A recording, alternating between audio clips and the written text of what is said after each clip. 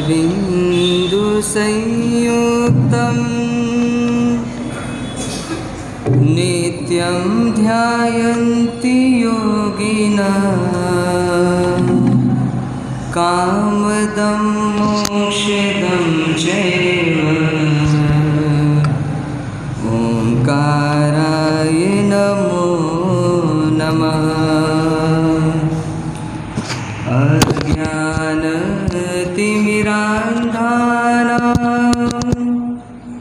ज्ञानाञ्जनशलाकया चक्षुरुन्मिलितं येन तस्मै श्रीगुरुवे नमः। जे स्वरूप समझा बिना पाम्यो दुख अनंत समझाव्यो ते पद नमो श्री सद्गुरु भगवान। परम तारक कल्याण मार्ग के प्रणेता आनंद तीर्थंकर परमात्माओं के चरण सरोजों में भावभीनी वंदना। शासन सिरताज अनंत लब्धि निधान गुरु गौतम स्वामी जी महाराज के चरणों में अनंत अनंत वंदनाएं। शुद्ध एवं शोधक बुद्ध एवं बोधक खरतर गच्छ श्रृंगारहार चारों ही पूज्य दादा गुरुदेवों के चरणों में अनंत अनंत वंदनाएं। मम जीवनोद्धारक आत्मा का मार्ग बताने वाले सच्चे सुख की राह दिखाने वाले मेरे संयम सम्राट परम पूज्य परम श्रद्धेय गुरुद्वय के ऊर्जापुरी चरणों में अनंत अनंत वंदनाएं। पाठ पर विराजित सरल स्वभावी सरल मना परम पूज्य परम श्रद्धेय विवेक सागर जी महाराज के चरणों में वंदन। सम आदरणीय मुनि भगवान जिन शासन अनुरागी भव्य श्रावक एवं श्राविकाओं, चातुर्मास काल आप हम सब के लिए एक उल्लास का समय लेकर आए हैं, जिसके माध्यम से जीवन के कुछ प्रश्नों का हल हम कर सकें। ऐसा यह समय और अपने जीवन को एक सही दिशा प्रदान कर सकें। आज का जो प्रवचन अभी हम प्रारंभ कर रहे हैं, ये प्रवचन आज वन वे नहीं होगा। मतलब रोज़ हम बोलते हैं, आप सुनते रहते हैं, पर आज के प्रवचन में आपको भी थोड़ा इन्वॉल्व होना है।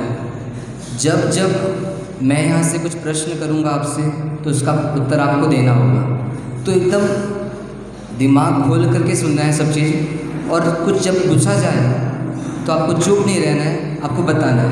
आप बताते जाएंगे तो मुझे समझ आते जाएगा कि आपको समझ आ रहा है, और फिर मैं प्रवचन को आगे बढ़ाते जाऊँगा। ठीक है? तो वन वे नहीं होगा, टू वे होगा, मतलब आपको भी इन्वॉल्व होना है। हम प्रारंभ करते हैं। हमारी बात कल प्रारंभ हुई थी खर गोविंद से, जो एक श्रेष्ठी है, सेठ है, और एक सद्गुरु भगवान के पास वो गए हैं। उनका नाम क्या था सद्गुरु का? हरगोविंद। हरगोविंद एक सद्गुरु भगवान के आश्रम में वो पधारे हैं, और अब वहाँ उन्होंने अपने प्रश्न को रखा है कि हे गुरु भगवान, मुझे ऐसा मार्ग बताएं सुखी होने का, जिसमें पाप भी ना करना पड़े और मैं सुखी भी हो जाऊं। और गुरु भगवान ने कल उनसे चर्चा की थी, हम सब भी वहाँ बैठे थे, हम सब भी खर गोविंद के साथ अपने प्रश्नों का समाधान करने भी उसी आश्रम में हैं जहाँ पर वे हैं। और कल गुरु भगवान ने उन्हें भोग के मार्ग के बारे में बताया था कि जिसके माध्यम से हम सुखी होने का प्रयास करते हैं। और ऐसे भोग के रास्ते में क्या करना होता है, तो 3 चीज़ों को सेट करना होता है। पहले धन की आवश्यकता होती है, तन की आवश्यकता होती है, फिर तन के लिए धन चाहिए होता है, और धन कमाने के लिए हमको सपोर्टिंग रूप में परिजन चाहिए होता है। तो ऐसे तन, धन और परिजन को सेट करके हम भोग में से कुछ सुख निकालने का प्रयास करते हैं। पर ये तीनों को सेट करना इतना आसान काम नहीं होता। किसी एक को सेट करने जाते हैं तो दूसरा अपसेट हो जाता है। ऐसी चीज़, ऐसा घटना, ऐसी वास्तविकता हम रोज़ दिन में देखते हैं। धन कहता है कि मैं हमेशा आपके पास नहीं रहूँगा, क्योंकि जब आपका पुण्य रहेगा तो मैं आपके साथ रहूँगा, और जब आपका पुण्य नहीं रहेगा तो मैं आपके पास से चला जाऊँगा। परिजन कहते हैं कि मैं और आपका रिश्ता, मतलब हमारा और आपका रिश्ता कब तक है?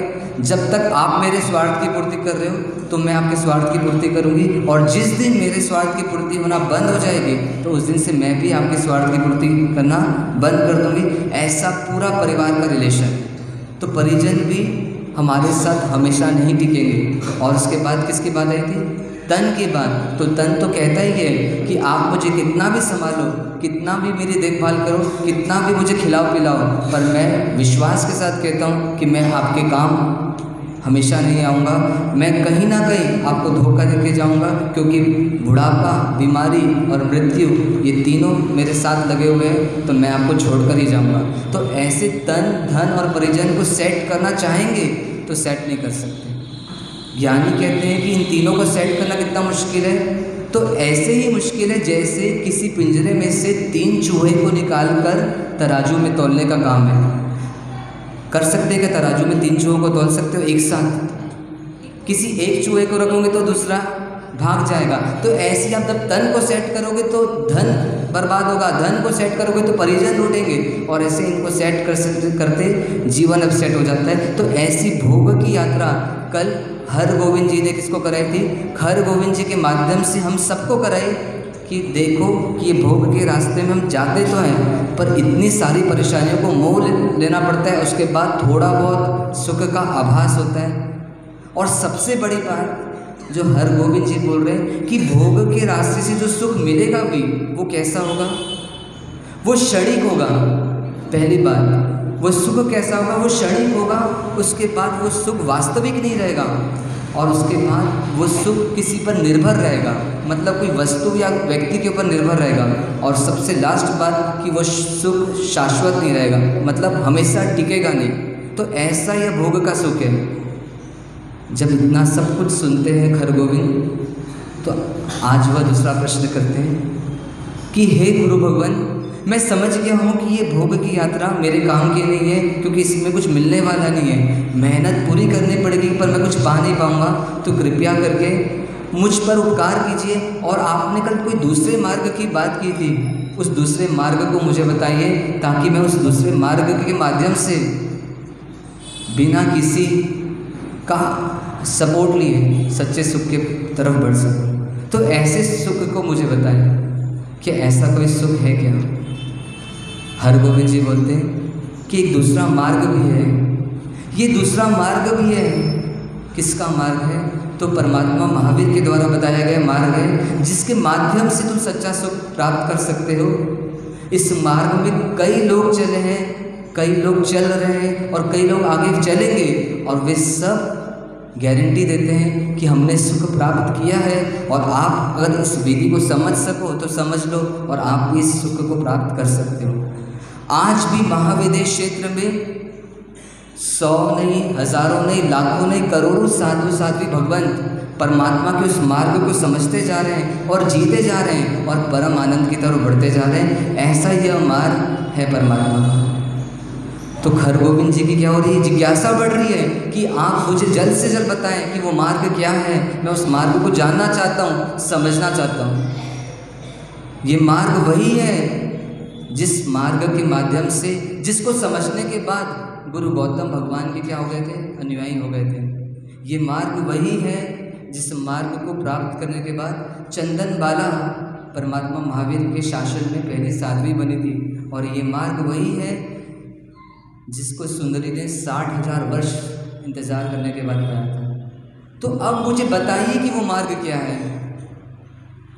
हरगोविंद जी से वो निवेदन कर रहे, हाथ जोड़कर बैठे कि मानो कि मैं बहुत दुखी हूँ और अब मुझे उस मार्ग को सुनना ही है।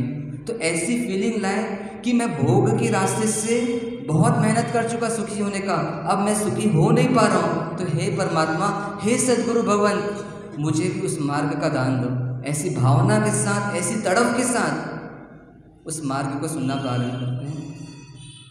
हरगोविंद जी क्या बोलते हैं? ये मार्ग क्या है? ये मार्ग आत्मा से सुखी होने का मार्ग है। ये मार्ग कौन सा मार्ग है?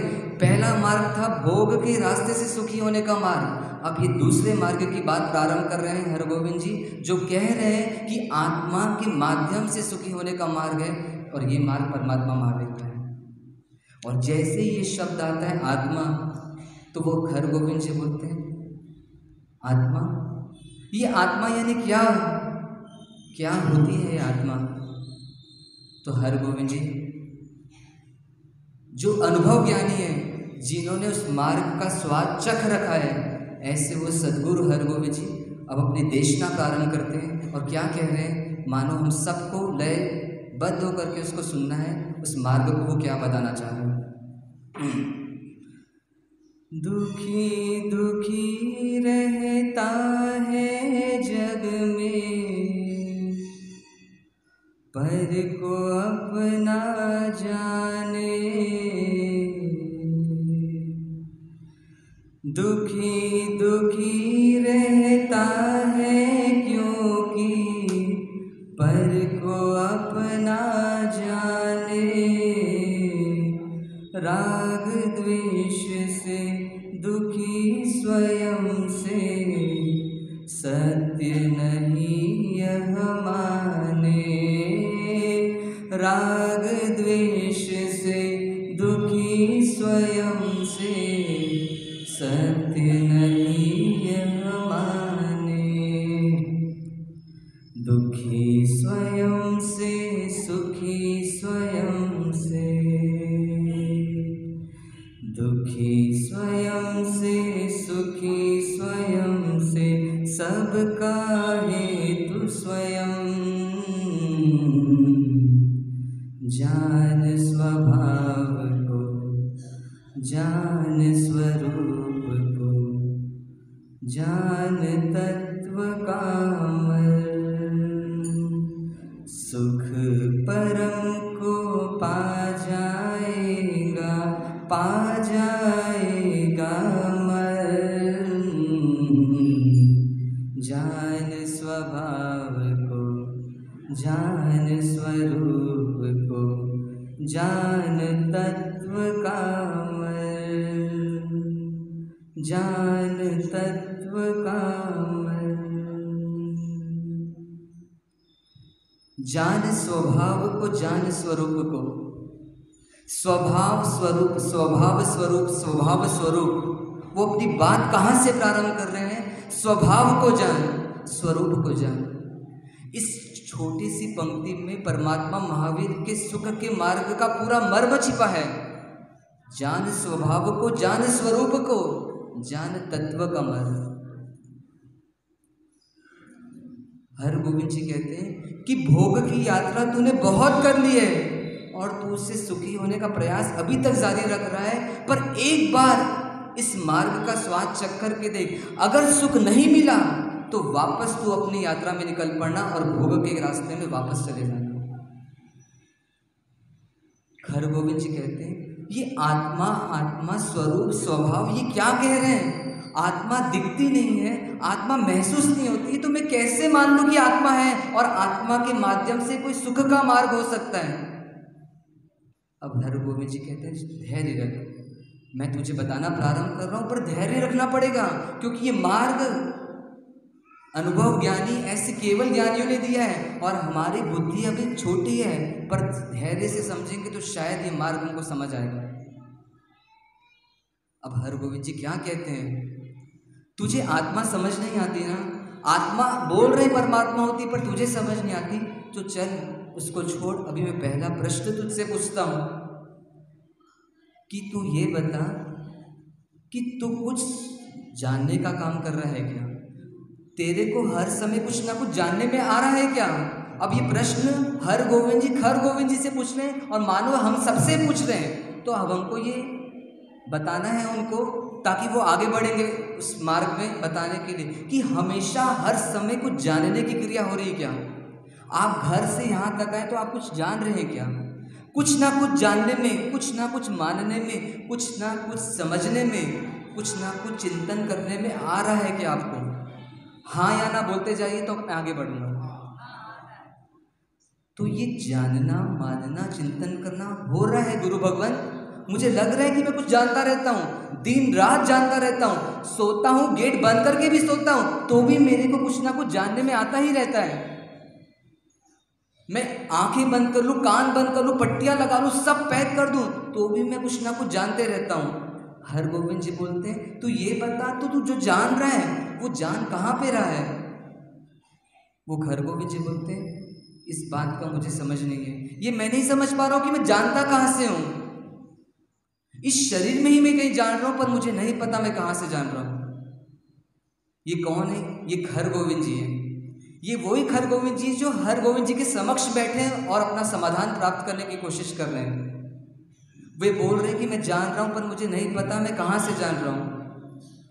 अच्छा, तुझे तेरी कभी तो कोई तारीफ करता है तो तुझे अच्छा लगता है? तो बोले हाँ, बहुत अच्छा लगता है। कभी तेरे को कोई तीखा बोलता है तो तेरे को बुरा लगता है? तो बोले हाँ, लगता है बुरा। तो ये अच्छा बुरा कहाँ लग रहा है तुझे? पता नहीं चल पा रहा है कि कहाँ लग रहा है, पर इस शरीर में ही हो रहा है।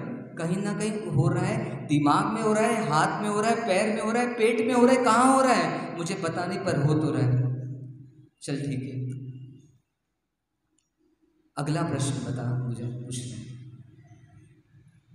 क्या तेरे अलावा और भी लोग कोई जानने का काम करते हैं क्या?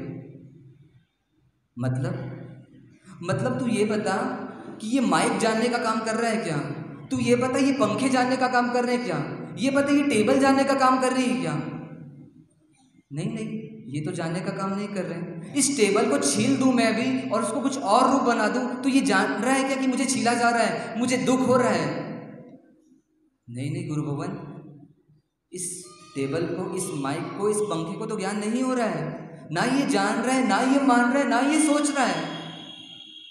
तो इसका मतलब पहला सिद्धांत, तू परमात्मा के मार्ग का पहला सिद्धांत सुन ले। क्या है ये सिद्धांत?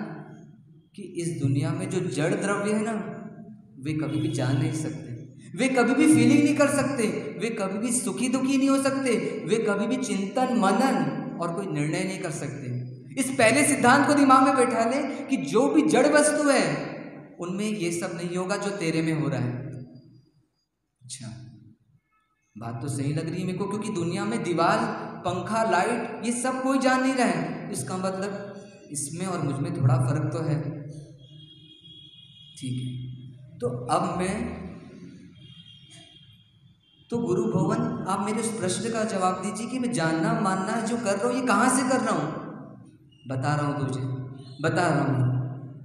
तू एक काम कर, तू चिंतन करना चालू कर, अपनी ही बॉडी में एक पोस्टमार्टम कर, एक भेद विज्ञान कर, सोच कि इस तेरी बॉडी में जानने का काम कहाँ से हो रहा है, ऐसा सोचना चालू कर। और उसके पहले क्या कर, जो तुझे लगता है कि जो जड़ वस्तु है, जो तुझे क्लियर समझ आ रही है कि ये नॉन लिविंग थिंग है, नॉन लिविंग थिंग मतलब जड़ वस्तु, बच्चे को पढ़ाते ना लिविंग थिंग और नॉन लिविंग थिंग, तो जड़ वस्तु जो भी है उसको तू पहले अलग करके देख। तेरा परिवार तेरे से अलग है क्योंकि वो भी जड़ है, तेरा मकान तेरे से अलग है क्योंकि वो भी जड़ है, तेरे पदार्थ, तेरी तिजोरी, तेरा पैसा, तेरे कपड़े लत्ते सब तेरे से भिन्न है, इसमें तू नहीं है। क्योंकि हमने थोड़ी देर पहले ही ये कंफर्म किया है कि जड़ वस्तु जानती नहीं है। तू ऐसा कर कि तेरे इस शरीर में जो जो तुझे समझ आता है कि जो तेरे को लगता है जड़ है, उसको तू पहले एक बार अलग कर दे। उन्होंने अपने शरीर से दुपट्टा हटा दिया, कपड़े हटा दिए, माला पहनी थी वो भी हटा दी, कुंडल पहने थे वो भी हटा दिया, और जो भी उनको लगता था कि ये जड़ है ये सब हटा दिया। अब उनको क्या दिख रहा है? दिख रहा है सिर्फ अपना शरीर। तो हे गुरुवन, जैसा आपने कहा मैंने वैसा कर दिया। तो क्या है जानने मानने वाला, क्या यही मेरा स्वरूप है? क्या यही है वो व्यक्ति जो जान रहा है, मान रहा है, जो सोच रहा है, जो चिंतन कर रहा है? क्योंकि हमको वहां तक पहुंचना है कि कौन है जानने वाला, कौन है समझने वाला, कौन है सुखी दुखी होने वाला। तो गुरु भगवान बोलते धीरज रख, अभी ये भी नहीं है, तू थोड़ा और गहराई से सोच। ये क्या दिख रही है? अभी चमड़ी दिख रही है शरीर की, चमड़ी से कवर एक शरीर दिख रहा है हमको। तो तू पूछ अपने आप से, क्या इस चमड़ी में ज्ञान होता है क्या? जिस चमड़ी को हम दिन भर रगड़ते हैं, नहलाते हैं, धुलाते हैं, पाउडर लगाते हैं, क्रीम लगाते हैं और उसके पीछे कितना समय देते हैं, पर हे भोले व्यक्ति, एक बार इस चमड़ी से पूछ तो सही कि हे चमड़ी, तू ज्ञान करती है क्या? तू सोच विचार करती है क्या? तू सुखी दुखी होती है क्या? क्या लगता है आपको? यहाँ हमारा सब क्या बताने वाले वो मत बोला। आपको क्या फील होता है? ये चमड़ी में जानने का काम होता है क्या? लगता है ना, होता है, क्योंकि अभी मैं सुई चुभाऊंगा तो दर्द तो होता है, तो इसका मतलब चमड़ी में ज्ञान हो रहा है, तो मतलब चमड़ी हम ही हुए ना, क्योंकि हम जो होंगे वो ज्ञान वाले होंगे। हम आत्मा यानी ज्ञान, आत्मा जहाँ रहेगी वहाँ ज्ञान तो रहेगा ही। तो ये चमड़ी में अगर ज्ञान हो रहा है तो इसका मतलब ये चमड़ी आत्मा है, प्रूफ हो जाएगा। पर ज्ञानी क्या बोल रहे हैं? हरगोविंद जी बोल रहे हैं थोड़ा सोच, अभी तू ऐसा कर, थोड़ी सी चमड़ी निकाल और एक प्लेट में रख के सामने रख उसको, और फिर उससे पूछ कि तू ज्ञान कर रहा है क्या? तू सुखी दुखी हो रहा है क्या? इस शरीर में रहते हुए तुझे समझ नहीं आ रहा है कि चमड़ी ज्ञान कर रही है या नहीं? तू क्या कर, थोड़ी सी चमड़ी अलग निकाल कर फिर उससे पूछ। अगर वो चमड़ी अलग निकालने पर भी ऐसा बोले कि मैं ज्ञान कर रही हूं, तब तू मान लेना कि यही आत्मा है। पर ऐसा उसने महसूस किया नहीं, उसको समझ आ गया कि ऐसा कुछ होता नहीं है। तो गुरु भवन को बोलते हैं, नहीं गुरु भवन, ये चमड़ी से तो ज्ञान नहीं हो रहा है, इसका मतलब मैं ये नहीं हूं। उस स्वरूप तक पहुंचना है, जान स्वभाव को, जान स्वरूप को। तो ये चमड़ी मैं नहीं हूं, ये मुझे समझ आ रहा है। ठीक है, चल यहां तक तेरे को समझ तो आई बात। अब क्या कर, जो तेरी आंखें दिख रही है, जो तेरी इंद्रियां दिख रही है, जो नाक दिख रहा है, गाल दिख रहा है, ये सब जो इंद्रियां दिख रही है, क्या लगता है कि ये ज्ञान करती है क्या?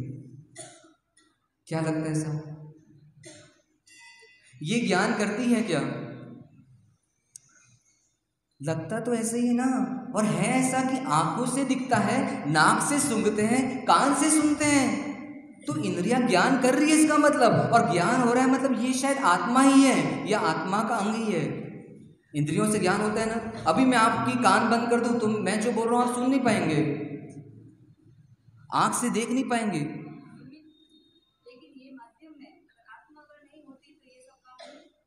तो आत्मा इंद्रिया है ऐसे क्यों नहीं मान लेते? क्यों नहीं? क्यों ऐसा मानूं कैसे मैं? आत्मा अलग है, इंद्रिया अलग है। बहुत सही जवाब, बिल्कुल। तो सोच, वो बोल रहे हैं कि ये इंद्रियों के बारे में फिर से तो सोच।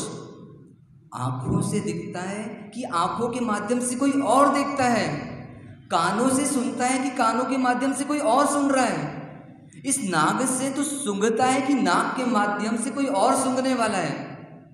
अरे ये आंख कान तो क्या है? ये इंस्ट्रूमेंट है।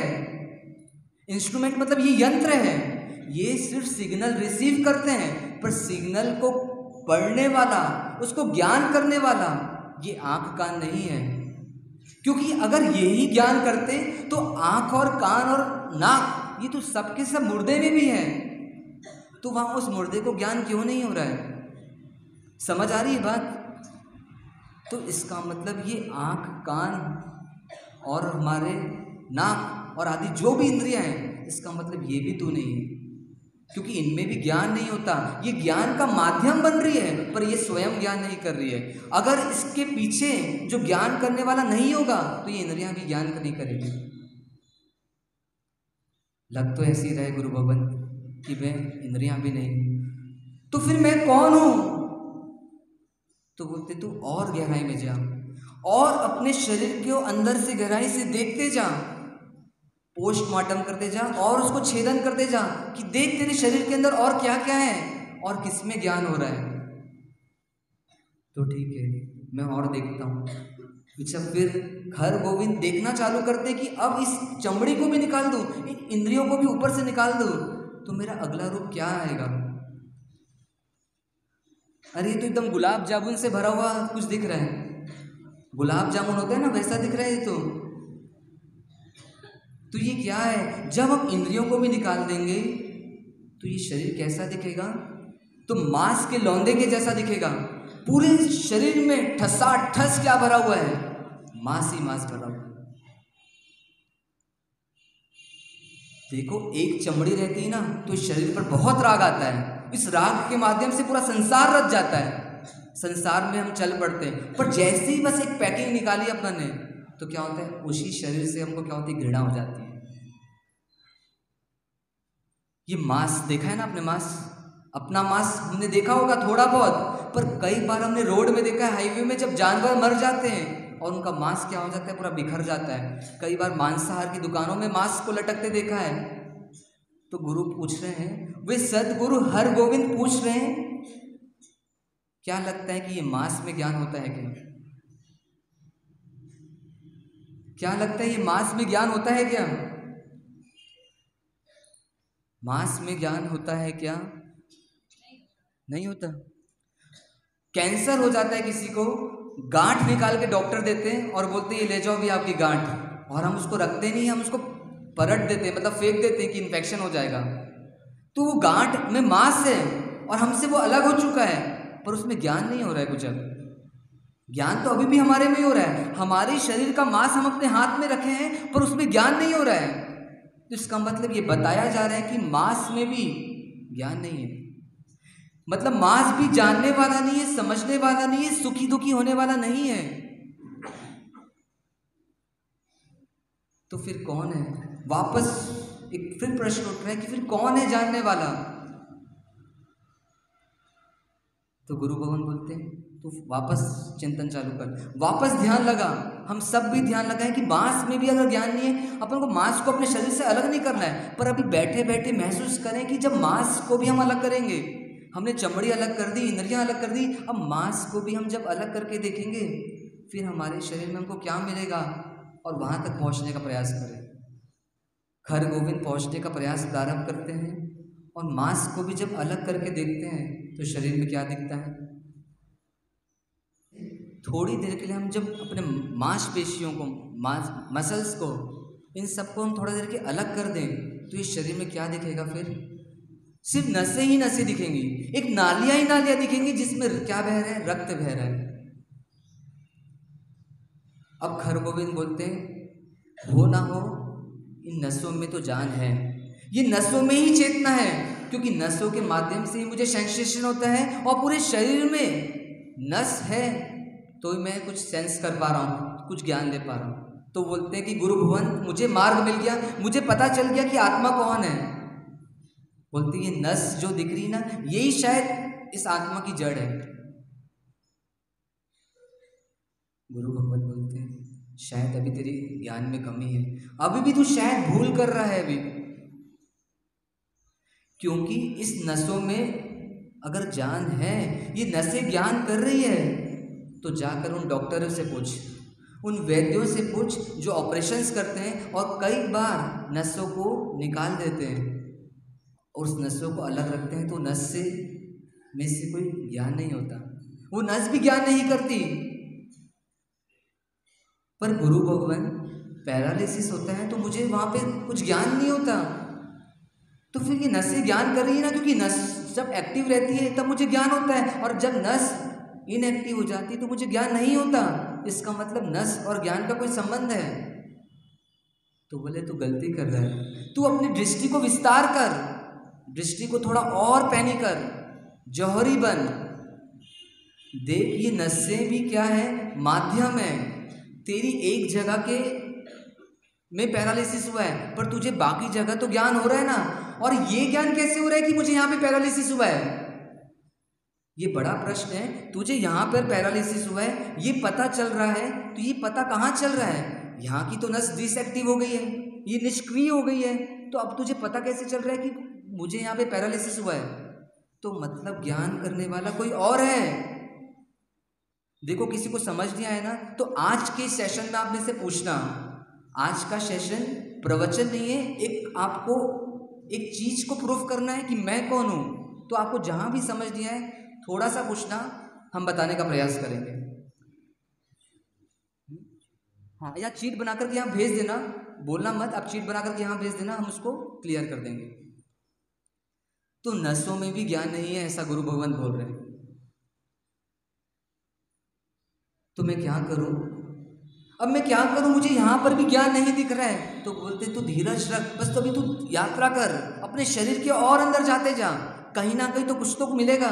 क्योंकि ये तो कंफर्म है कि ज्ञान अंदर ही हो रहा है, बाहर तो हो नहीं रहा है। पहली बार हमने देख लिया था कि बाहर जड़ वस्तु में ज्ञान नहीं हो रहा है, जो भी ज्ञान हो रहा है वो मेरे अंदर ही हो रहा है। तो कहीं ना कहीं तुझे मिलेगा, तू धीरज तो रख, धीरज रख, पर तू बस जाते जा अंदर। खर गोविंद बोलते हैं ठीक है, आपकी आज्ञा है तो मैं और अंदर जाने का प्रयास करता हूँ, मैं देखने का प्रयास करता हूँ कि अब अंदर और क्या है मेरे। अब अंदर जाते हैं, ध्यान लगाते कि नसों को भी मैं अलग करके देखूं, इन नसों को भी मैं क्या करूं, थोड़ा साइड कर दूं। उसके बाद इस शरीर में क्या दिखता है, क्या दिखना चाहिए साहब, ये नसें को भी निकाल दें तो क्या दिख रहा है आप, कि पूरे शरीर में कोई लाल पदार्थ घूम रहा है, पूरा शरीर कोई लाल पदार्थ से क्या है, भरा हुआ है। क्या है ये, खून। पूरे शरीर में 5-7 लीटर खून घूम रहा है। खर गोविंद सोचते हैं हो ना हो शायद ये खून ही है जिसमें ज्ञान हो रहा है, क्योंकि खून जब खोलता है तो मुझे क्रोध आता है, खून में ब्लड प्रेशर हाई होता है, मैं टेंशन में आता हूँ, ब्लड प्रेशर लो होता है, हार्ट अटैक आता है, मतलब सारा कुछ कनेक्शन खून से तो है। इसका मतलब हो ना हो ये खून और मेरा कोई संबंध है, ये खून और आत्मा का कोई ना कोई संबंध है। तो गुरु भगवान बोलते हैं ज्यादा खून को खुला मत, ठंडा हो जाए, क्योंकि तू अभी भी गलत है, अभी भी तेरे ज्ञान में कमी है। तेरे को लगता है ना खून में ज्ञान है, चल मैं तेरा एक बोतल खून बाहर निकालता हूं। उस बोतल के खून से पूछते हैं कि तू जड़ है या चेतन, क्या बोलेगा वो, जड़ बोलेगा, वो बोलेगा। उसको आप पटक दो, कुछ भी करो, वो जड़ ही है। क्योंकि इतना सारा खून निकाल भी दिया तो भी आपके ज्ञान में कमी नहीं आ रही है। चलो खून तो अलग है, पर उस खून को निकालने में भी आपका कोई ज्ञान कम हुआ क्या। इसका मतलब आपका ज्ञान से खून का कोई संबंध नहीं है। खून आपका 5 ग्राम भी हो जाए तो भी आपको ज्ञान होते रहेगा, और खून 50 ग्राम भी हो जाए, 5 लीटर भी हो जाए और 1 लीटर भी हो जाए तो भी ज्ञान गुण में कमी नहीं आएगी। मतलब ज्ञान तो वैसा का वैसा ही आपको हो रहा है। इसका मतलब इस खून में भी ज्ञान नहीं होता। तो खून में भी ज्ञान नहीं, मेरी ये मान्यता भी गलत हो रही है। अपनी भी मान्यता को ठीक करते जाना कि पहले कहाँ किया था हमने, पहले चमड़ी में देखा था कि चमड़ी, पहले देखा था कि जड़ वस्तुएं ज्ञान नहीं करती, फिर हमने देखा था कि चमड़ी भी ज्ञान नहीं करती, फिर हमने देखा था कि इंद्रियां भी ज्ञान नहीं करती, उसके बाद क्या देखा, मांस भी ज्ञान नहीं करता, उसके बाद नसें भी ज्ञान नहीं करती, और नसों के बाद हमने देखा कि खून भी ज्ञान नहीं कर रहा है। खून में भी जानने की, सुखी दुखी होने की, रिएक्शन करने की, प्रतिक्रिया करने की शक्ति नहीं है। इसका मतलब ये सब मैं नहीं हूं, ये प्रूफ हो गया। हमको इतना लॉक कर लेना अपने दिमाग में कि अभी तक जितनी चर्चा की है उसमें जो जो भी देखा हमने वो सब हम नहीं है। तो फिर हम कौन हैं, हम कौन हैं? ऐसी जिज्ञासा बढ़ते जा रही होंगी खर गोविंद की, हमारी बढ़ रही है क्या? जानने की इच्छा हो रही है कि मैं कौन हूं। अब वो और एनालिसिस करते हैं और अपने अगला स्वरूप देखते कि मैं खून को भी हटाकर देखूं, खून को भी पूरा साइड कर दूं, फिर मैं क्या दिखता हूं। ये क्या दिख रहा है आपको? ऐसा लग रहा है कि कुछ खाने पीने का है। खाने पीने का तो नहीं है, पर जो आप खाते हो वो क्या होते हैं, यहाँ पे जमा होते जाता है गंदगी के रूप में। अरे जो रसगुल्ला मैं खाता हूँ, जो सोगरा मैं खाता हूँ, जो छाछ और इतनी सारी चीजें मैं दिन भर खाता रहता हूँ, वे सारी की सारी प्रोसेस होने के बाद कहाँ जमा होती है? तो ये म्युनिसिपैलिटी का क्या है, नगर निगम का नाला है मानो। ऐसे नाले में क्या होता है, ये सब गंदगियां जमा होती है और ये गंदगी में मैं रहता हूँ। क्या लगता है ये गंदगी मैं हूं क्या?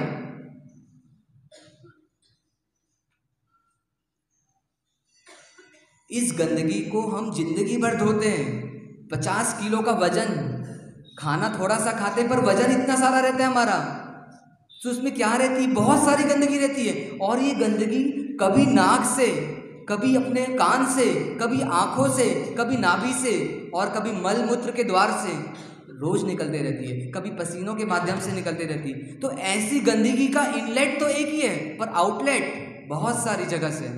और ऐसी की गंदगी को मैं दिन भर धोता हूँ, पहले अकेले ढोता हूँ 40-50 साल, मिच्छामि 40-50 किलो का वजन मैं अकेले धोता हूँ, और फिर कुछ समय बाद किसी के साथ शादी करता हूँ, उसका भी वजन धोता हूँ, फिर बच्चे भी लाता हूँ, उसका भी वजन धोता हूँ गंदगी का, और पूरा मानो एक स्वीपर का परिवार तैयार हो जाता है। मतलब बहुत बड़ा एक नाला चल रहा है अंदर गंदगियों का। अंदर में क्या होती है? विष्ठा होती है। विष्ठा मतलब समझते हो ना? ये विष्ठा जब अंदर रहती तो हमको कोई दिक्कत नहीं होती, अपनी लगती है, अपना एक रिश्ता लगता है उससे। पर ये विष्ठा हमारे शरीर से बाहर आ जाती है तो हम अपनी विष्ठा को भी देखना पसंद नहीं करते। थोड़ा पैर लग जाता है उसमें तो सब काम छोड़ के पहले पैर धोते हैं। अंदर थी तो इतना राग था, और बाहर आई तो विष्ठा से इतना द्वेष हो गया। कैसी मानसिकता चेंज हो जाती है अपनी। पर सोचना है कि ये गंदगी से भरा हुआ हमारा जो शरीर का यंत्र है अंदर का, क्या इसमें चेतना है? क्या इसमें चेतना है? क्या कई बार लीवर ट्रांसप्लांट करते हैं, किडनी ट्रांसप्लांट करते हैं, पेट की आंतड़ियां को भी छोटा बड़ा कर देते हैं, पर इन सब को करने के बाद भी हमारा ज्ञान तो यथावत होते रहता है, उस ज्ञान में कोई कमी नहीं आती। थोड़ी देर के लिए अपनी किडनी को बाहर निकाल भी दिया जाता है डॉक्टरों के द्वारा, पर मैं ज्ञान तो वैसा का वैसे ही करते रहता हूँ।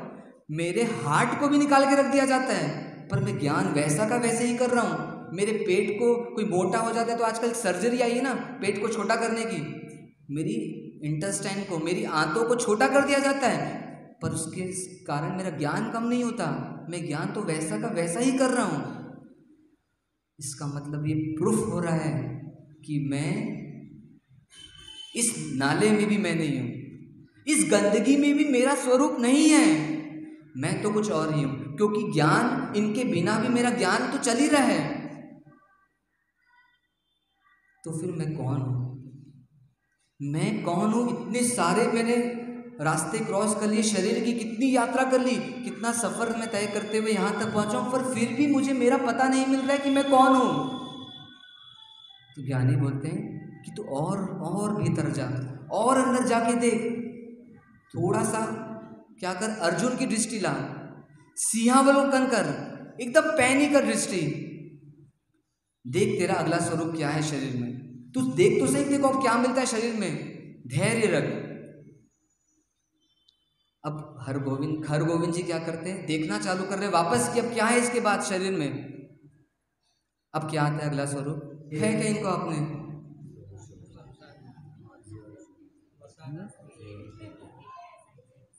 अरे वो आहट सीरियल आता था ना, देखा होगा सोनी में, उसमें ऐसा दिखाता था। बचपन से सुना था कि भूत बाहर होते हैं, कभी पेड़ में होते हैं। अरे वो अकेला जो रूम बंद है ना, आराधना भवन का एक रूम कितने समय से नहीं खुला है, शायद वहां पे भूत रहता है।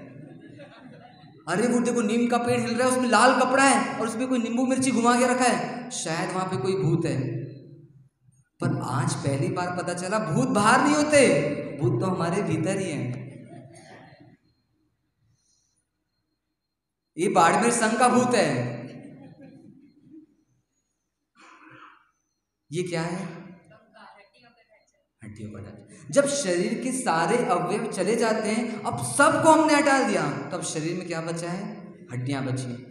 अब महाराज साहब, अब हरगोविंद जी, इसका मतलब इसके बाद मुझे कुछ नहीं मिलने वाला, क्योंकि हड्डियां ही बस लास्ट है। इसका मतलब अब तो प्रूफ हो ही गया कि ये हड्डी ही कौन है? आत्मा है। क्योंकि अब इसके बाद कुछ मिलेगा नहीं, हड्डी तो आखिरी चीज है ना शरीर की, तो इसके बाद और क्या मिलेगा? तो ये शरीर में जो हड्डी है और उसी से मेरा संबंध है, इसलिए तो हड्डी जैसे जैसे बढ़ती है मेरा ज्ञान भी वैसे वैसे बढ़ता है, जैसे जैसे मेरी ग्रोथ होती है बचपन से वैसे वैसे मेरा ज्ञान बढ़ता है। इसका मतलब मैंने प्रूफ कर लिया कि मैं, ये जो हड्डी का स्ट्रक्चर ही है उसी में कौन है? ये आत्मा मौजूद है। ये ज्ञान हड्डी का स्ट्रक्चर ही कर रही है। तो बोले तो कितना उतावला हो रहा है? वो हरगोविंद जी बोले तो कितना उतावला हो रहा है, कितना बावला हो रहा है? अरे मूर्ख, तू एक काम कर, एक काम करने बोले। क्या काम करने बोले? तू ऐसा कर, शरीर के कोई भी पार्ट की हड्डी को निकाल, ब्रेन की निकाल दे, दिमाग की, या चेस्ट की निकाल ले, पैर की निकाल ले, या हाथ की निकाल ले, और क्या कर, किसी लेबोरेटरी में जा, टेस्ट करा, और लेबोरेटरी में टेस्ट करा के पूछ, क्या इस हड्डियों में जान है क्या, क्या इस हड्डी में कोई चेतन नाम का द्रव्य है क्या, कोई चैतन्य शक्ति है क्या, कोई जीवत्व की शक्ति है क्या इसमें, थोड़ा जान, टेस्ट करा। तो आत्मा है कि नहीं फिर?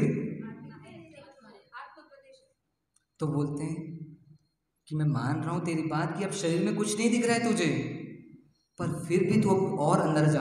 अरे बोले कहाँ जाऊं अंदर, अंदर में कुछ दिखेगा तब तो जाऊं। तो बोले तू जा, लेकिन अभी तू देख अंदर में कुछ ना कुछ तो मिलेगा, तो एक बार देख तो सही। अगर मेरे पर श्रद्धा रखता है, गुरु बोल रहे हैं, हर गोविंद जी बोल रहे हैं कि तू मुझ पर श्रद्धा रखता है तो देख अभी और अंदर जा। तो बोलते हैं ठीक है आपकी बात है, तो मैं करता हूँ एक बार प्रयास, वापस ध्यान लगाता हूँ, कोशिश करता हूँ कि अंदर और क्या है, हड्डियों को भी मैं अलग करके देखूँ तो अंदर क्या है। ध्यान लगाओ 2 मिनट, 10 सेकंड के लिए ध्यान लगाओ, क्या दिखता है आपको हड्डियों के अंदर, बताओ मेरे को। हर गोविंद जी को जो दिखेगा वो दिखेगा, आपको क्या दिखता है पहले बताओ। कुछ लग रहा है कि हड्डियों के बाद भी कुछ होगा?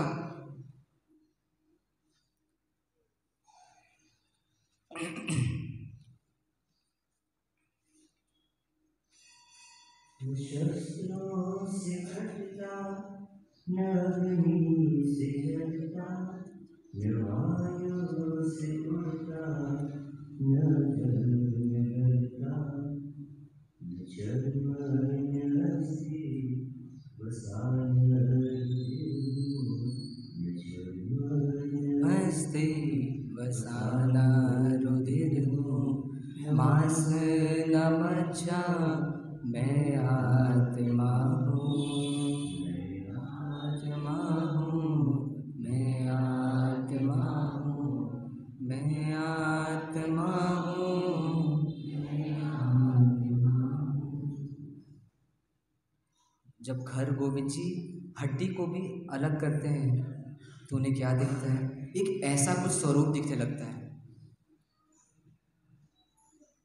कि क्या है, कोई बता सकता है ये क्या है?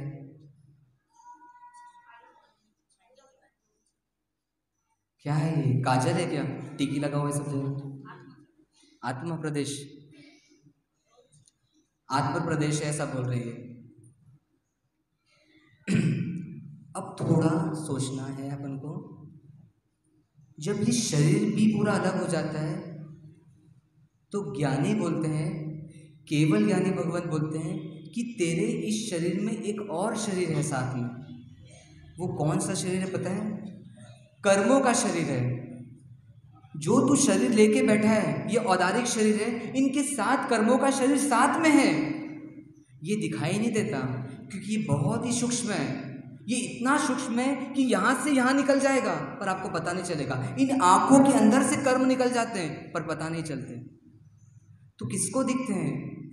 तो सिर्फ और सिर्फ केवल ज्ञानी को दिखते हैं। और परम अवधि ज्ञानी, परम अवधि ज्ञानी कौन होते हैं? तो शास्त्रों में ऐसा वर्णन आता है जिनका ये चरम शरीर ही है, जो अब बस थोड़े ही समय में परम ज्ञान, ऐसे केवल ज्ञान को प्रकट करने वाले हैं। वो परम अवधि ज्ञानी को ये कार्बन का शरीर दिखता है, ये कर्म के परमाणु उनको दिखते हैं। तो बोलते हैं कि तेरे शरीर के अंदर जो ये शरीर दिख रहा है उसके अंदर एक और शरीर है। वो क्या है? ये कर्मों का शरीर है। और खाली ये शरीर मनुष्यों को नहीं है, ये तिर्यंश, देवता, नारकी, जितने भी संसारी प्राणी हैं उन सबको ये शरीर है। क्योंकि जब तक आप कर्म का बंधन कर रहे हो तो कर्मों का बंधन होता कहाँ पर है? तो ये कार्बन वर्गना जो आती है इस वातावरण से, ये कहाँ पर जाके चिपकती है? तो हम बोलते हैं आत्मा से चिपकती है, पर ये कर्मण का शरीर होता है, उस शरीर से नई नई कार्बन वर्गना चिपकते जाती है।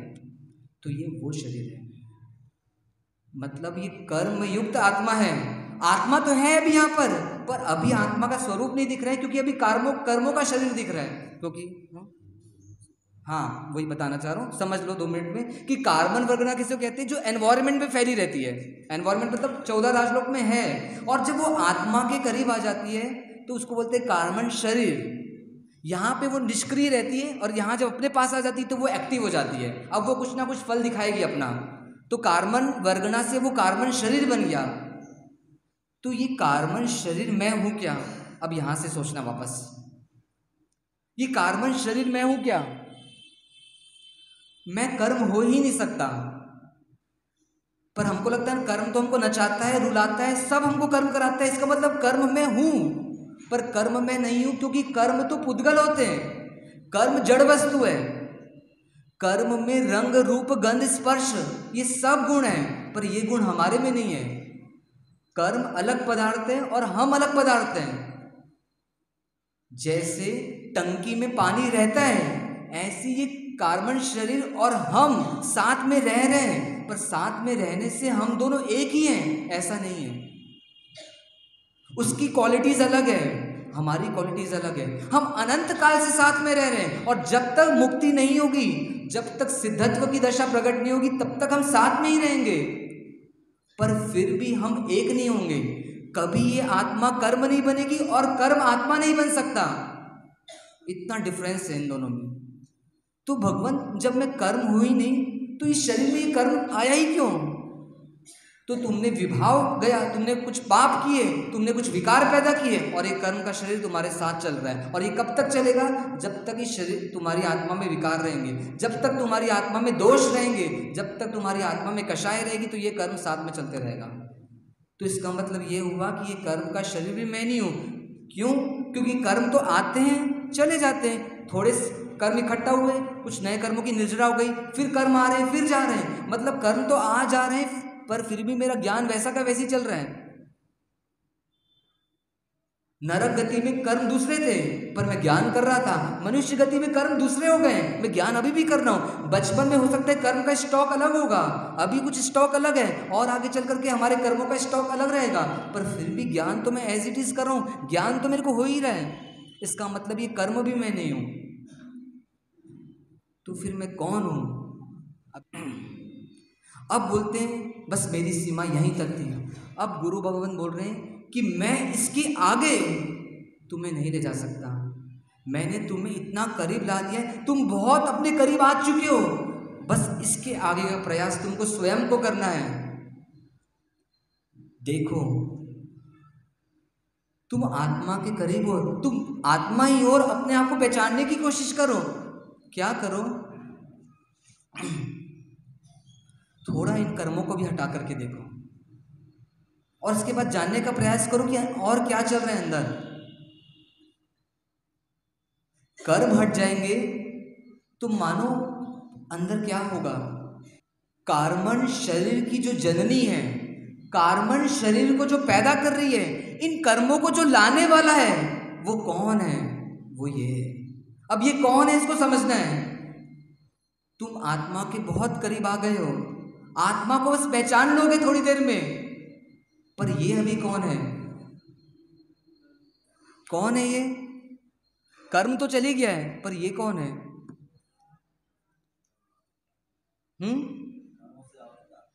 कर्मों से आवृत आपने तो पहले देखा अपने, अब कर्म को भी हटा दिया हमने। हाँ, वेरी गुड, बहुत सही जवाब इन्होंने सोचा और बताया विनोद जी ने कि ये क्या है। ये आत्मा का विभाविक स्वरूप है, ये कषाय स्वरूप है, ये आत्मा का वो मन है, भाव मन है। भाव मतलब आत्मा का विकारी मन, जिसमें क्रोध, मान, माया, लोभ, ये 18 पाप स्थानक सदा सदा से विराजमान है। इसलिए ये आत्मा कैसी दिख रही है? अभी काली दिख रही है। ये काली क्यों दिख रही है? क्योंकि आत्मा के अनादि के संस्कार बन गए विभाव करने के, पाप करने के लिए, असंयम में रहने के लिए, अव्रत में रहने के लिए, आश्रव बंद करने के संस्कार बन गए हैं। और क्यों हो गए? क्योंकि आत्मा को क्रोध में मजा आ रहा है, लोभ में मजा आ रहा है, मान में मजा आ रहा है, पर वस्तु को भोगने में मजा आ रहा है, अब ब्रह्मचर्य का पाप करने में मजा आ रहा है। इसलिए आत्मा कैसी है? अभी काली दिख रही है। तो हरगोविंद जी, तो मैं अब यही हुआ ना, क्योंकि आत्मा तो मिल गई मेरे को। क्या बोलेंगे हरगोविंद जी? कि तू ये भी नहीं है। अगर तू अपने वास्तविक स्वरूप तक जाना चाहता है, एकदम एक्चुअल 24 कैरेट सोना, एकदम क्रिस्टल क्लियर देखना चाहता है अपने आप को, तो तू थोड़ा प्रयास कर, क्योंकि इसके बाद अब मेरी ताकत नहीं है कि मैं तुझे अनुभव करा सकूं। जैसे कोई व्यक्ति पहली बार रसगुल्ले को नाम सुनेगा और किसी व्यक्ति से पूछेगा रसगुल्ला कैसा होता है, तो आप क्या बोलेंगे कि रसगुल्ला सॉफ्ट होता है, वाइट होता है, दूध का बना होता है, चाशनी होती है, शक्कर का होता है, इतना बड़ा होता है। सिर्फ इतना बोल बोल के ही बता सकते हैं। पर अगर उसे रसगुल्ले का अनुभव करना है तो क्या करना पड़ेगा? स्वयं को खाना पड़ेगा। तो ऐसे ही मेरा ज्ञान तुझे बस यहीं तक काम आएगा। अब इसके आगे तुझे स्वयं को ही बढ़ना पड़ेगा। तो तू कर प्रयास कर और क्या कर, देख ये काली है माँ जो है तेरे में, ये कषाय भी है, ये भी तेरा स्वरूप नहीं है। क्यों स्वरूप नहीं है? कोई बता सकता है? क्योंकि अनंत काल से तो ये कषाय अपने साथ चल रही है, तो ये आत्मा मैं क्यों नहीं हूँ? ऐसी आत्मा मेरी है, आपकी है, सबकी है, हम सबकी। तो यही तो आत्मा हुई ना। पर ये आत्मा क्यों नहीं है बोल रहे हैं? बोलो सब। तो राग द्वेष है, तो राग द्वेष तो अनंत काल से है ना, तो ये आत्मा अनंत काल से है, तो ये हमारी आत्मा हुई ना। फिर राग द्वेष है तो क्या हुआ? बहुत सही जवाब। ये राग द्वेष अभी दिख रहा है वर्तमान में, पर ये भी मेरा स्वरूप नहीं है। स्वरूप मतलब क्या होता है? जो अपना हो, जो मेरे साथ हमेशा रहने वाला है। पर ये राग द्वेष मेरे साथ हमेशा नहीं रहेगा। कितनी राग कर लिए, कितनी राग चले भी गए, पर फिर भी मेरा स्वरूप तो था ही। कितने बार क्रोध आया, क्रोध शांत होकर चले भी गया, पर फिर भी मैं स्वरूप में था। जब क्रोध कर रहा था तो भी मेरा स्वरूप था, जब क्रोध चले गया तो भी मैं था। तो ये क्रोध वाली आत्मा भी मैं नहीं हूं।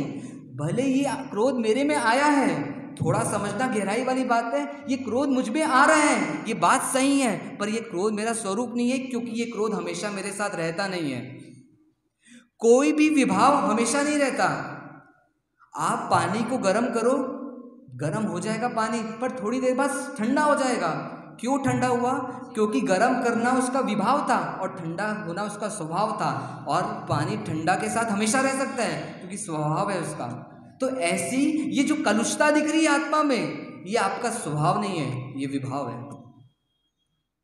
तो अपने असली स्वरूप को पाना चाहता है तो इस विभाव को भी थोड़े समय हटा कर देख। भले ये तेरे में प्रेजेंट है अभी, पर तुझे असली आत्मा तक पहुंचना है तो इसको भी हटा करके देख तू इससे परे जा करके, फिर तुझे क्या मिलेगा। तो अब यहां पर स्वयं का पुरुषार्थ काम आता है। उन निसार ने क्या किया था? उन्होंने यही प्रयास किया था। ज्ञानी ने उन्हें बता दिया था कि ये आत्मा होती है और आत्मा तक लाया, पर उस शुद्ध आत्मा का, त्रैकालिक जो शुद्ध है, जो आज तक कभी गंदा हुआ ही नहीं है, चाहे वो नरक में चले गया हो, चाहे वो मनुष्य गति में हो, चाहे वो कीड़ा मकोड़ा सब बना हो, पर फिर भी वो शुद्ध द्रव्य एज इट इज मेंटेन है। उस द्रव्य तक नैसार को खुद पहुंचना पड़ा था। और जैसे ही नैसार वहां तक पहुंचा, हम क्या कहते हैं? वहां उन्हें सम्यक दर्शन की प्राप्ति हुई और वहीं से उनकी भवों की परंपरा हम गिनते हैं। तो जब घर गोविंद ने प्रयास किया, अब उनका एकाग्र हो रहा है, अब उनका ध्यान अपने आप में लग रहा है, भेद विज्ञान इतना बढ़ रहा है कि मैं जान सकूं कि मैं शुद्ध आत्मा कौन हूं। अब उनको क्या मिलता है? जब हम विभावों को भी हटा कर देखते हैं, तो ये अभी इमेजिनेशन के लिए ऐसा दिखा रहे हैं, वास्तव में आत्मा अरूपी है। आपको ऐसे वाइट वाइट दिखेगी नहीं आत्मा, सफ़ेद सफ़ेद दिखेगी नहीं आत्मा, पर आपको बताने के प्रयास के लिए हमने ऐसा बनाया है अभी कि जब हम विभावों को भी हटा देते हैं तो आत्मा कैसी होती है? तो शुद्ध होती है, जिसमें कोई दाग लगा ही नहीं है, जो अनादि निधन हमेशा शुद्ध रहने वाली है। ऐसी योग्य परमात्मा स्वरूप आत्मा, और यही मैं हूं। हमें कहाँ तक पहुंचना है? अगर आत्मा की पहचान करी तो इस शुद्ध स्वरूप तक पहुंचना है, क्योंकि जब तक इस शुद्ध स्वरूप का भान नहीं होगा तब तक आपको विश्वास ही नहीं होगा कि मैं भगवान बन सकता हूं, मेरी आत्मा महावीर बन सकती है। ये विश्वास तभी आएगा जब आप इस आत्मा तक पहुंचोगे। उस कषाय रूपी आत्मा तक भी पहुंच गए तो काम नहीं होने वाला।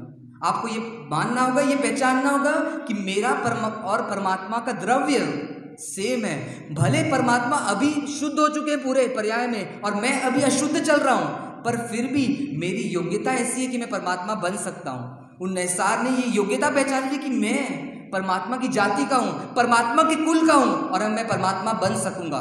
ऐसा विश्वास आ गया। कब आया? जब उन्होंने अपने शुद्ध स्वरूप को देखा। ये शुद्ध स्वरूप कैसा है? तो कहते हैं ये शुद्ध स्वरूप अमर है, कभी नहीं मरने वाला।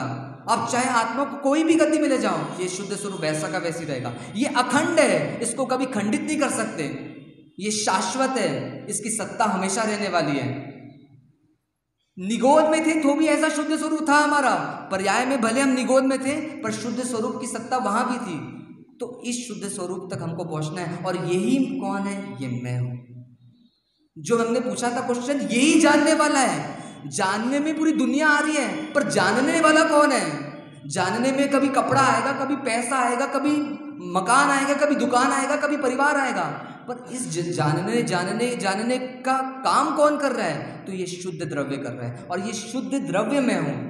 यहां तक की आस्था जब तक नहीं बनाएंगे तब तक मान लेना कि आप और हम धर्म के मार्ग में प्रवेश ही नहीं किए। वास्तव में हम अभी भगवान महावीर के भक्त ही नहीं बने, ऐसा निश्चय से शास्त्रों में वर्णन आता है। कितना ही टीकी लगा लो भगवान की, पर जब तक परमात्मा जो स्वरूप बता रहे हैं आपका, उस स्वरूप की खोज नहीं करोगे तब तक आप परमात्मा के अनुयायी नहीं हो, ऐसा विश्वास लेके चलना। और जब तक आप कितनी आराधना कर लो, आपकी मुक्ति नहीं होने वाली।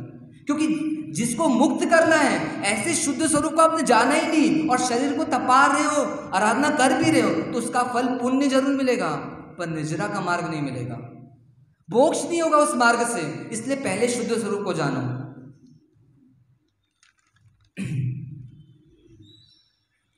पर आपने कहा था कि मैं शरीर के साथ ही रहता हूं। शुरू में कहा था हरगोविंद जी आपने कि मैं शरीर के साथ ही रहता हूं, तो वास्तव में क्या शरीर के साथ ही हूं क्या? तो बोले हाँ, तो शरीर के अभी साथ ही है। जैसे बच्चे को चॉकलेट देते हैं तो साथ में रैपर देते हैं, पर बच्चे को पता चलता है कि इसमें चॉकलेट अलग है, रैपर अलग है। किसी को मिठाई का डब्बा देते हैं तो उसको पता होता है कि मिठाई डब्बा नहीं है, मिठाई कोई और है। जैसे किसी म्यूजियम में तलवार रखी होती है, मयान लगा हुआ रहता है, मयान समझते हो ना, तलवार रखने की। हम उसको देखकर क्या बोलते हैं कि तलवार है, पर उसमें हमको पता होता है कि ये तलवार इसमें अलग है, मयान अलग है। तो ऐसे की ऐसे बोल दिया जाता है कि ये आत्मा हो, पर इसमें शरीर अलग है और आत्मा अलग है। दोनों के गुण धर्म, दोनों की क्वालिटीज अलग ही, एक दिखता है एक दिखता नहीं है, एक में ज्ञान होता है एक में ज्ञान नहीं होता, एक सड़ता गलता है। ये शरीर कैसा है? सड़ता गलता है। पर आत्मा कैसी है? हमेशा हमेशा एज इट इज रहती है, अखंड रहती है। ये शरीर बदलते रहता है। तो ऐसे दोनों के गुण धर्म को दिखाना और समझना कि शरीर बोला जाएगा, पर आपने आप में मानना कि शरीर इसको बोला जा रहा है जो दिख रहा है, पर इसमें कोई और है, वो मैं हूं। यहां पर 1000 लोग बैठे हुए, 500 शरीर भी बैठा हुआ है और 500 आत्मा भी बैठी हुई है। ऐसे भेद विज्ञान करना, तब जाके उस आत्मा तक पहुंचोगे। किसी बिल्ली को देखते हैं तो उस बिल्ली कौन है उसमें वास्तव में? तो बिल्ली का शरीर पुद्गल है और बिल्ली जो आत्मा है वो वास्तव में बिल्ली है।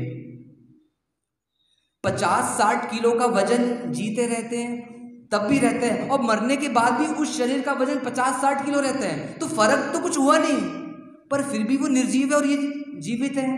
तो कौन सा एक तत्व था? वो अरूपी तत्व आत्मा थी। उसके जाने से वजन में कुछ चेंज नहीं हुआ। इसका मतलब शरीर अलग था, क्योंकि शरीर से कुछ निकलता तो शरीर का वजन कम होना चाहिए मरने के बाद। पर शरीर का वजन अगर कम नहीं हो रहा है, इसका मतलब ये प्रूफ हो रहा है कि उसमें कोई और तत्व था और वो थी आत्मा। हम बोलते ना, कोई अगर मर जाए तो क्या बोलते हैं? अरे वो राजू भाई चले गए। क्या बोलते हैं? वो राजू भाई चले गए। घर में सब आ गए अपन लोग और क्या बोलते हैं? अरे राजू भाई सुबह सुबह 4 बजे चले गए और अभी 11 बजे काठी है, ऐसा बोलते हैं ना मैसेज देने वाले को। तो राजू भाई तो यहाँ पड़े हैं ना, तो हम चले गए क्यों बोल रहे हैं? इसका मतलब जो पड़ा है वो कलेवर है और राजू भाई वास्तव में जो थे वो चले गए। पर जीते जीते कितने मूर्ख हैं, जो शरीर रहता है उसको बोलते हैं राजू भाई, और मरने के बाद क्या बोलते हैं? जो चले गया वो राजू भाई था। तो जीते जी माना नहीं ओरिजिनल को राजू भाई, और मरने के बाद मान रहे हो कि जो था वो जो चले गया राजू भाई। रोबोट को देखा है आपने? रोबोट बैटरी वाला गेम खेलते बच्चे लोग, तो रोबोट चलता हुआ दिखता है, उसके पीछे कारण क्या रहता है? बैटरी रहती है। तो ऐसे ये शरीर चलता हुआ फिरता हुआ दिख रहा है, इसका मतलब ये शरीर चेतन नहीं है, ऐसा नहीं बोल सकते आप। शरीर चेतन है ऐसा नहीं बोल सकते, क्योंकि उस शरीर को चलाने वाला एक मास्टर चेतन उसमें है। वो जैसे बैटरी वहां उसको चला रही है, ऐसे ये चेतन इसको यहाँ पर चला रहा है। तो चेतन के प्रेजेंस में ये शरीर अभी भी मुर्दा है, पर ये हमको दिखता नहीं है क्योंकि ये चल रहा है। चेतन की वजह से चल रहा है, पर ये अभी भी मुर्दा ही है। पर बाद में जब मर जाते हैं तब हमको विश्वास होता है कि ये मुर्दा है। और आत्मा होती है कि नहीं होती, इसको समझ सकते हैं। घर में एक परिवार में 4 बच्चे ने जन्म लिया, एक माता पिता के 4 बच्चे हैं, समझ, एक माता के 4 बच्चे हैं, चारों का स्वभाव अलग अलग है, कोई क्रोधी ज़्यादा है, कोई मानी ज़्यादा है, कोई शांत है, कोई हंसमुख है। तो एक ही माँ के कोख से आए हैं, तो इसमें वैरायटीज क्यों दिख रही है? आप बोलेंगे जीन्स है, जीन्स में फ़र्क है। साइंस से पूछेंगे जाके तो बोलेंगे जीन्स में फ़र्क है। तो उनसे पूछते फिर जीन्स में फ़र्क क्यों आया? तो उनके पास सॉल्यूशन नहीं है इस चीज़ का। तो भैया जीन्स में फ़र्क क्यों है? क्योंकि कर्मों में फ़र्क है। सबके कर्म अलग अलग है। कोई क्रोध के संस्कार लेके आए, तो ये कर्म किसके थे? शरीर तो अभी धारण किया उसने 4 बच्चों ने, तो इसका मतलब पहले कोई था, वो वहाँ शरीर छोड़ के आया और वापस यहाँ पे आके नया शरीर ले लिया। तो वो कौन थी? तो वो आत्मा थी। इसलिए तो कोई क्रोधी दिख रहा है, एक बच्चा शांत दिख रहा है, एक बच्चा बहुत होशियार है। एक ही माँ के 4 बच्चों में इतनी वैरायटीज क्यों दिख रही है? लगता है ना कि कोई था। दूसरी बात, कल्पना करो हॉस्पिटल में आज एक माँ के पेट से एक बच्चा जन्म लिया है, अभी 1 ही घंटा हुआ है उसको बाहर आया, 1 घंटा हुआ है, इतनी सी दिख रहा है। उसको जब भूख लगती है तो वो रोता है और उसका पेट भूख कहाँ चले जाता है? अपने आप माँ के स्तन में चले जाता है, माँ की फीडिंग करने लग जाता है बच्चा। जब उसको कुछ डरावनी चीज़ दिखाते हैं वो रोता है, जब उसको कुछ चीज़ देते हैं तो वो छूने का प्रयास करता है उसको, और जब उसको कुछ अच्छी चीज़ें दिखाते हैं, लाल कलर की कोई खिलौना दिखाते हैं तो हंसता है, और कोई भी चीज़ देते हैं उसको लेने का प्रयास करता है। तो उसको आहार की भी संज्ञा है, मैथुन की भी संज्ञा है, मतलब छूने की भी संज्ञा है, उसको परिग्रह की भी संज्ञा है, भय की भी संज्ञा है और हंसने की भी संज्ञा है। तो मेरा एक प्रश्न है आपसे कि उस 1 घंटे के बालक को किसने सिखाया हंसना रोना? किसने सिखाया कि भूख लगी तो रो? किसने सिखाया कि भूख लगी तो माँ के स्तन में अपना मुंह ले जाओ? किसने सिखाया कि कोई वस्तु मिल रही तो उसको पकड़ने का प्रयास करो? अरे वो शरीर 1 दिन का है, पर आत्मा में आहार करने के संस्कार, मैथुन करने के संस्कार, परिग्रह को लेने के संस्कार, हंसने के संस्कार, भयभीत होने के संस्कार तो अनादि के थे। तुम उस शरीर को देख रहे हो पर उस आत्मा में संस्कार अनादि से थे, इसलिए वो जन्मते ही क्या किया? वापस उस संस्कारों में लग गया। इसका मतलब ये प्रूफ हो रहा है कि आत्मा पहले भी थी। समझ आ रही बात? और एक एग्जाम्पल लेते हैं। एक माँ के 4 बच्चे हुए और चारों बच्चों में एक बच्चा लंगड़ा हो गया, पैर में एक पाँव बहुत छोटा है उसका। तो वो पूछता है, माता मेरे साथ ऐसा क्यों हुआ? मैंने तो तेरी परवरिश गर्भकाल में अच्छी सी की थी, डॉक्टर ने भी अच्छे से ट्रीटमेंट किया था, सारी दवाइयाँ ली थी, पर फिर भी तू ऐसा लंगड़ा बाहर क्यों आया? मुझे नहीं समझ आता। तो क्यों हुआ इसके साथ ऐसा? कर्मों के कारण हुआ। कर्म क्यों हुए? तो शरीर में कर्म नहीं आते, कर्म आत्मा में आते। तो उस आत्मा ने ऐसे कर्म लेकर आए थे और क्या हुआ? उसका भुगतान इस शरीर के माध्यम से कर रही है। इसका मतलब आत्मा थी। और सबसे अच्छी बात जो ज्ञानी शास्त्र में बताते हैं कि आत्मा की शंका करे आत्मा पोते आप। क्या बोल रहे? बहुत सुंदर लाइन बोल रहे हैं कि आत्मा की शंका आत्मा खुद कर रही है कि आत्मा होती है या नहीं। जैसे आप अभी यहाँ पे जब से हम बैठे तो सोच रहे हैं कि मैं आत्मा हूँ या शरीर, मैं आत्मा हूँ या शरीर, हम सब सोच रहे हैं। तो ये सोचने वाला कौन है? ये कॉपी सोच सकती है क्या कि मैं कॉपी हूँ? ये कार्ड सोच सकता है कि मैं कार्ड हूँ? ये माइक सोच सकता है कि मैं माइक हूँ? और आप सोच पा रहे हो कि मैं आत्मा हूँ कि शरीर, भले ही अभी प्रूफ नहीं हो पा रहा है कि आप कौन हो, पर ये सोच पा रहे हो, इसका मतलब आप आत्मा ही हो। क्योंकि ये कॉपी नहीं सोच पा रहा है कि मैं कॉपी हूँ, ये कैमरा नहीं सोच पा रहा है कि मैं कैमरा हूँ, ये चश्मा नहीं सोच पा रहा है कि मैं चश्मा हूँ, और आप सोच तो पा रहे हो कि मैं आत्मा हूँ कि मैं शरीर हूँ, कि मैं आत्मा हूँ कि शरीर हूँ। इसका मतलब ये प्रूफ हो रहा है कि आप आत्मा हो। अब यहाँ तक तो गुरु भगवत ने ला दिया। और जो स्वरूप को पहचान, मैंने जो पहली लाइन गाई थी ना गाना, जान स्वभाव को जान स्वरूप को, तो ये स्वरूप समझ आ गया कि मैं कौन हूँ। तो वास्तव में मैं शरीर नहीं हूँ, मैं आत्मा ही हूँ। ये आज हमको बुद्धि स्तर पर क्लियर हुआ है, पर अब इसको हम साधना करेंगे, कषायों को कम करेंगे, तत्व ज्ञान का अभ्यास करेंगे, तो वो नैसार की तरह हमें भी ये पता चल जाएगा कि जैसे ये कपड़ा शरीर से अलग है, वैसे ये फीलिंग में आएगा, ये अनुभव में आएगा कि ये आत्मा मैं अलग हूँ और मुझे फीलिंग में आएगा। तो क्या बोल रहे हैं कि शरीर अगर मैं नहीं हूँ तो शरीर से रिलेटेड जितनी चीज़ें हैं वो भी मैं नहीं हूँ। अगर ये विश्वास आ जाए कि मैं आत्मा ही हूँ तो फिर शरीर से रिलेटेड जितने पाप हैं वो मुझे करने ही नहीं पड़ेंगे। करने पड़ेंगे कैसा? शरीर है तो भूख लगती है, शरीर मानते हो अपने आप को तो प्यास लगती है, सर्दी गर्मी परिवार भोग विलास सब चीज़ शरीर के लिए है। तो जब ये विश्वास आ जाएगा कि मैं शरीर हूँ ही नहीं और मैं आत्मा हूँ, तो मुझे फिर शरीर के लिए इतनी मेहनत करने की ज़रूरत क्या। अभी हमारे केंद्र में शरीर है, सुबह से शाम इस शरीर के लिए पाप करते हैं क्योंकि मानते मैं ये शरीर हूँ। पर जब ये विश्वास आएगा, ये जब चिंतन चलेगा कि मैं आत्मा हूँ, तो ये सारे पाप तो धीरे धीरे अपने आप बंद हो जाएंगे और पाप मुक्त जीवन हो जाएगा। और पाप मुक्त जीवन तो होगा पर सुख भी मिलेगा। अब अगली चर्चा जो हम कल करेंगे उसमें ये पता करेंगे कि सुख, अब आत्मा तो पता चल गई पर आत्मा में सुख है या नहीं, इसको हम कल चर्चा करेंगे और कल प्रूफ करेंगे कि वास्तव में सुख कहाँ से आता है। तो आज की चर्चा को यहीं विराम देते। मैंने अपने गुरु भवन से जितना समझा है उसके हिसाब से आपको बताया है। कोई मेरी त्रुटि रही होगी तो मैं आज देव गुरु धर्म की साक्षी से क्षमा याचना करता हूँ। ये बहुत बड़ी बात है कि हम आत्मा की चर्चा कर रहे हैं, पर फिर भी मेरे ज्ञान में जितनी भी कमी है उसके लिए मैं समस्त संघ के सामने अपनी क्षमा याचना करूँगा कि कुछ भी मेरे मुँह से गलत निकला होगा तो मैं त्रिविध मिच्छामि कर रहा हूँ।